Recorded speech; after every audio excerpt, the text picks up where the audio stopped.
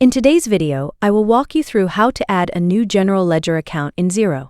To begin, make sure you're logged into your Xero account and you're on the main dashboard. From there, look across the top navigation bar and find the Accounting tab. Click on it to open the drop-down menu, then select Chart of Accounts. This will take you to the page where all of your current accounts are listed and managed. Once you're on the Chart of Accounts page, look for the Add Account button. Click on it to start creating a new general ledger account. A new window will open where you'll enter the information for the account you want to add. The first thing you'll need to do is choose the account type.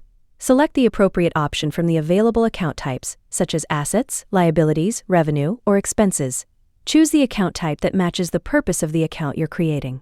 After selecting the account type, continue by entering the account code. This is the unique code that identifies the account in your chart of accounts. Once you've entered the code, add the account name. Choose a name that clearly identifies the account so it's easy to recognize later. Next, enter the account description. Use the description field to record the intended purpose of the account. Make sure the information you enter is accurate and clearly reflects how the account will be used. After you've completed those fields, move on to the tax rate. Select the appropriate tax rate from the available options. Be sure to choose the tax rate that applies to the account you're creating. Take a moment to review all of the information you've entered. Check the account type, account code, account name, description, and tax rate to make sure everything is correct before saving the account.